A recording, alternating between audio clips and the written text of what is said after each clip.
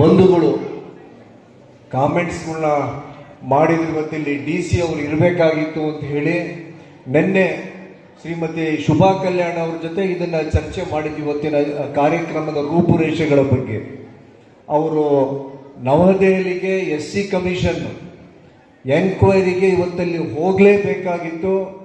3ನೇ ಬಾರಿ ನೋಟಿಸ್ ಬಂದಿರೋದ್ರಿಂದ ನಮಗೆ ಕಾರ್ಯಕ್ರಮದಲ್ಲಿ ಬರಲಿಕ್ಕೆ ತೊಂದರೆ ಆಗುತ್ತೆ.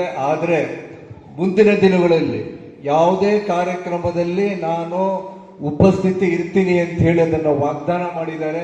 ಅದರ ಜೊತೆಗೆ ಇವತ್ತು ಎಲ್ಲ ಸಂಘ ಸಂಸ್ಥೆಗಳ ಪರವಾಗಿ ಜಿಲ್ಲಾಡಳಿತಕ್ಕೆ ಹಾಗೂ ಜಿಲ್ಲಾ ಉಸ್ತುವಾರಿ ಸಚಿವರುಗಳಿಗೆ ನಮ್ಮೆಲ್ಲರ ಒತ್ತಾಯ, BGS ಸರ್ಕಲ್ ಅಂತ ನಾವೇನು ಕರಿತೀವಲ್ಲ ಅದನ್ನ ಬಾಲಗಂಗಾಧರನಾಥ ಸ್ವಾಮೀಜಿ ಸರ್ಕಲ್ ಅಂತಾನೆ ಸ್ಪಷ್ಟವಾಗಿ ದೊಡ್ಡದಾಗಿ ಒಂದು ಬೋರ್ಡ್ ಇತ್ತು, ನಾಮಫಲಕ ಇತ್ತು. ಈಗ ಅದನ್ನ ಹೆಲಿಕಾಪ್ಟರ್ ಇಟ್ಟು ಆ ಫಲಕವನ್ನ ತೆಗೆದ ಮೇಲೆ ಆ ಸರ್ಕಲ್ ಅಲ್ಲಿ ಆ ಫಲಕ ಇಲ್ಲ.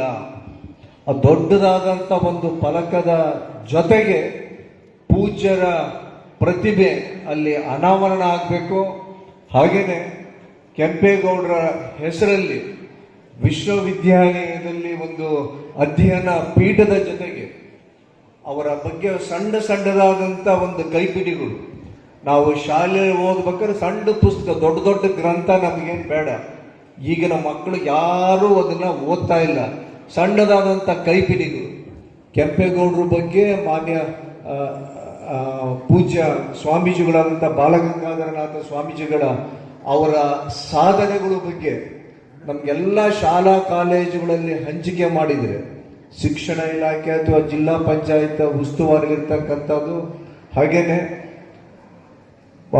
ತುಮಕೂರು ವಿಶ್ವವಿದ್ಯಾಲಯ ಈಗ ಹೇಗೂ ನಮ್ಮ ಜೊತೆ ಈಗ ರಿಜಿಸ್ಟ್ರಾರು ಸಹಿತ ಆಗಿದ್ದಾರೆ ರಹಿದಾ ಜಂಜಮ್ ಅವರು ಇದನ್ನ ಬಗ್ಗೆ ಮುತುವರ್ಜಿ ವಹಿಸಿ ಅಧ್ಯಯನ ಪೀಠದ ಜೊತೆಗೆ ನಮಗೊಂದು ಕೈಪಿಡಿಗಳನ್ನ ಎಲ್ಲರಿಗೂ ತಂದುಕೊಟ್ರೆ ಮುಂದಿನ ಪೀಳಿಗೆ ಕೆಂಪೇಗೌಡರ ಬಗ್ಗೆ ಹಾಗೂ ಪೂಜ್ಯ ಸ್ವಾಮೀಜಿಗಳ ಬಗ್ಗೆ ಏನೇನು ಅವರು ಮಾಡಿರ್ತಕ್ಕಂಥ ಕಾರ್ಯಚಟುವಟಿಕೆಗಳು ಎಲ್ಲರಿಗೂ ಗೊತ್ತಾಗ್ಲಿ ಅಂತ ಹೇಳಿ ಇಂಥ ಕಾರ್ಯಕ್ರಮದಲ್ಲಿ ತಮ್ಮಗಳನ್ನೆಲ್ಲರೂ ಆಹ್ವಾನಿಸಿ ಇದರ ಮೂಲ ಉದ್ದೇಶ ಏನು ಅಂತ ಗೊತ್ತುಪಡಿಸುವಂತ ನಮ್ಮ ಜಿಲ್ಲಾಡಳಿತಕ್ಕೆ ಹಾಗೂ ಎಲ್ಲ ಸಂಘ ಸಂಸ್ಥೆಗಳಿಗೆ ಧನ್ಯವಾದಗಳು ಅರ್ಪಿಸಿ